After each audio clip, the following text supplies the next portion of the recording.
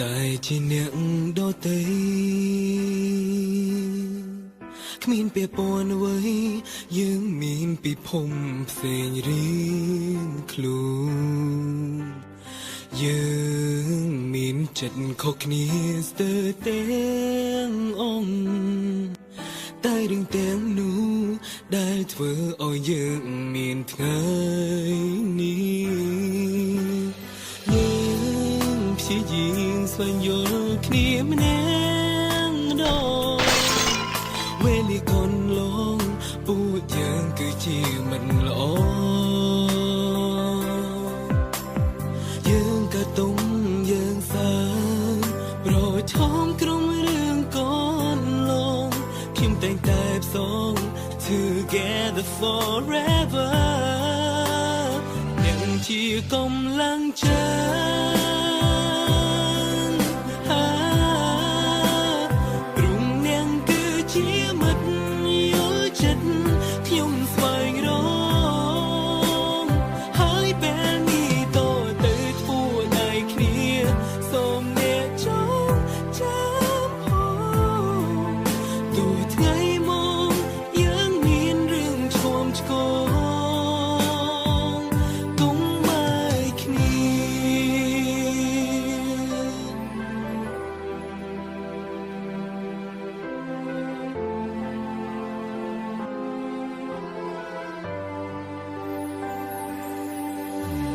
យើងព្យាយាមស្វែងយល់គ្នាម្នាក់ម្ដងវេលាកន្លងពួកយើងគឺជាមិនល្អយើងក៏ទុកយើងសើមប្រឈមក្រុមរឿងកន្លងខ្ញុំតែងតែផ្សង Together forever នឹងជាកម្លាំងចិត្តព្រមនាងគឺជាមិត្តយល់ចិត្តខ្ញុំស្វែងរកហើយពេលនេះតទៅធ្វើដៃគ្នាសូមអ្នកចងចាំផងទោះថ្ងៃមកយើងមានរឿងឈាមឆ្កងទុំបាយគ្នាបានស្គាល់អ្នកគឺបានស្គាល់ក្តីសុខអរគុណដែលមានអ្នកជាម៉ា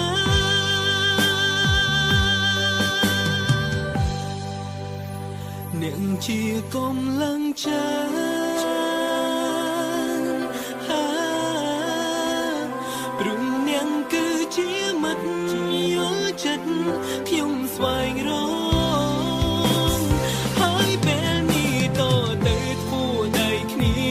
សូមអ្នកចងចាំផងទោះថ្ងៃមកយើងមានរឿងឆ្កងឆ្កងកុំបាយគ្នា